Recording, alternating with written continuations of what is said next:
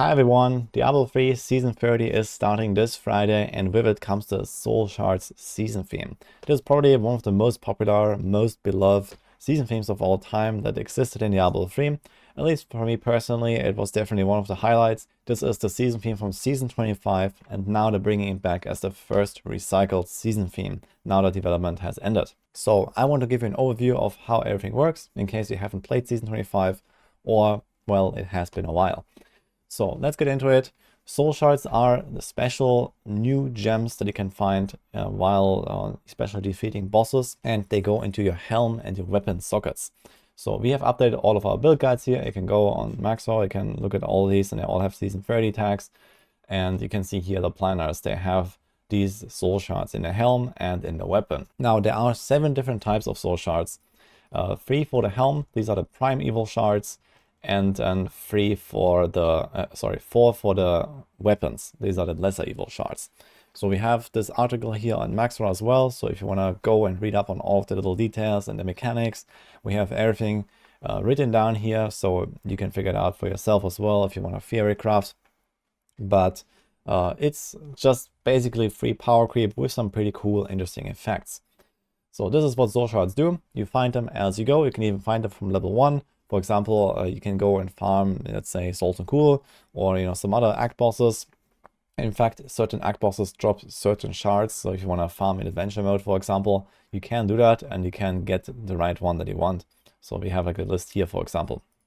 But for the most part, you can just play the game normally and acquire these soul shards as you go. Now they have 4 different stages. You can rank them up from 0 to 1, 2, and 3. And there is like an upgrade material called Hellforge Embers. So the way this works is that you find a soul shard and it's going to be blank. It's just going to have like the base effect. So in this case, it's going to have this 6th line here, I think, like the big line, every time you deal poison damage, etc. This is kind of like the base effect of Essence of Anguish, for example. And then as you upgrade it, the first time you'll add like all of these like random stats that you see at the top. These are like the regular gem stats, basically. Like the the crit damage, like the emerald that you usually have in a weapon. Then you have like the ruby effect, you have the amethyst effect, etc. And similar for the Helm Shard. So when you go on a Helm Shard, you're gonna have like the cooldown reduction, the resource cost reduction, the life, etc. So you get all of these stats together when you do the first upgrade.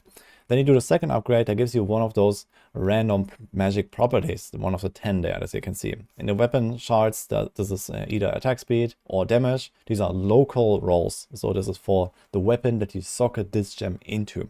So this can be pretty powerful, especially if you have only one weapon equipped, like a 2-handed weapon build or like a bow build or something. But usually most builds want to have those elemental damage rolls because they just scale your damage a little bit higher. But there are exceptions to that in case you have a lot of elemental damage. For example, Mask of Jeram is elemental damage on the Witch Doctor builds.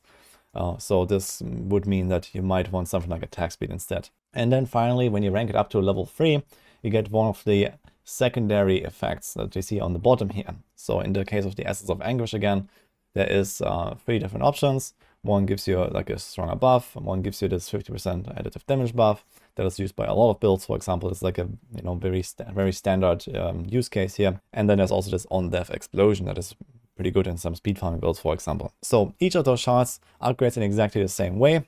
Basically, it goes from top to bottom. So first you get all the stats from the regular gems.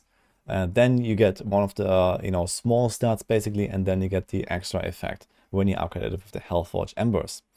Now, when you upgrade Soul Shards, you can also use them as augments. So if you upgrade into level 3, they will count as 125 basically Whisper of Atonement.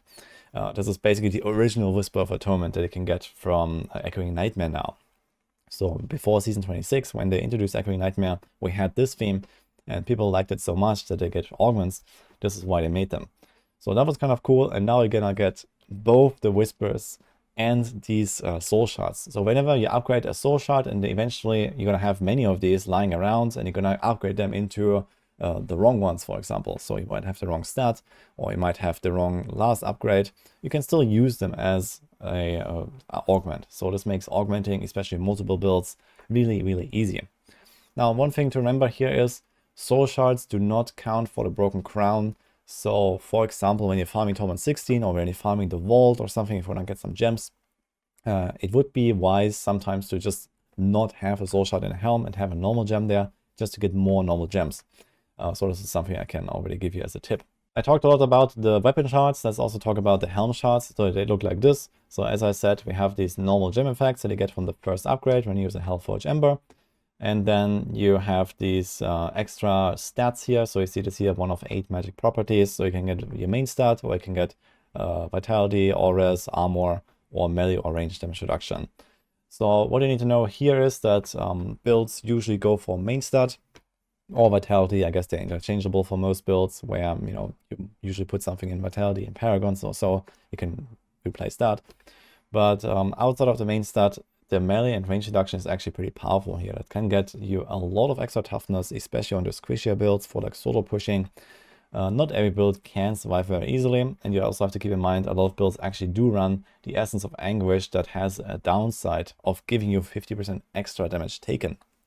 So you can actually become more squishy in the Soul Shard season because of this gem, and a lot of builds run it.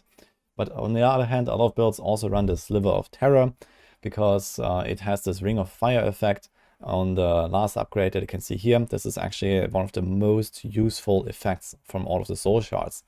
Effectively, what happens is you start like a solo push run, you kill 100 targets, and then you have like this big fire ring, and it just burns for like 20 seconds or so, and it can kind of kill like small to medium-sized blue elite packs on its own, and does something like 60% of the life of a yellow. It scales with the tier that you're doing. It's similar to a Cornet Pylon basically.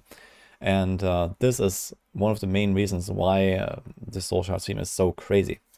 So for pushing builds, you basically try to always have like this chain reaction of like 100 kills, and then you get a Ring of Fire, and then you try to make a large enough pull so that you get close to 100 kills again, and you just need to do like 10 more kills and repeat the cycle basically. And you do this a few times, and like this you can clear especially like those dense or extreme maps or so pretty easily. So this is a really powerful effect, and especially on the higher end for pushing, this is something that really helps you out. And also for builds that usually struggle to finish 150, they can kind of like cheese their way higher and higher by playing around this Ring of Fire effect really well.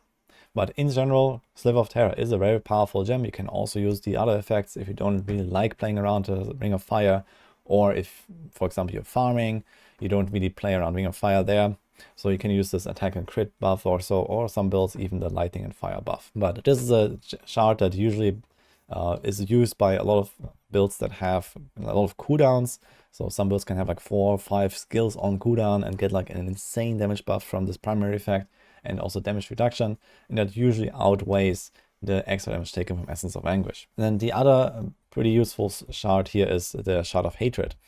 So this is usually used in like very speed farming builds, like T16 builds, or for like AoE damage builds. So it has 2 really good effects here. Number one is you deal more damage when there's more enemies around you, but you deal less damage on a single target basically. So this is kind of what you need to know about this. But it also doesn't have this downside of having longer cooldowns like the Sliver of Terror. So that is kind of important for some builds.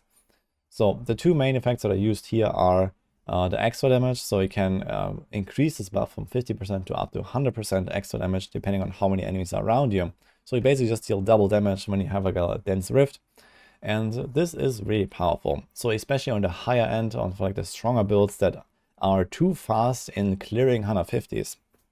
Where Ring of Fire just doesn't really help you much anymore. We're gonna see a lot of builds probably run with Shard of Hatred eventually. So by the time that the 150s just become too easy and people start doing like 3-minute 150 solo speedruns on different builds, they're probably gonna switch to Shard of Hatred at some point. And the other useful effect here is the one of the movement speed.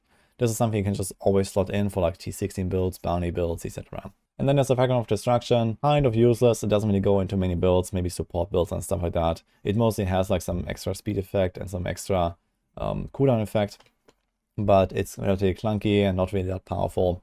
And you also have to be aware on hardcore, you can die from this thing right straight through cheat death. So keep that in mind, it's kind of dangerous. Now let's go over the remaining weapon shards as well. So I already talked about the Essence of Anguish here. This is like kind of like the primary weapon shard for many builds, but there is the Dregs of Lies as well. This is for pet builds.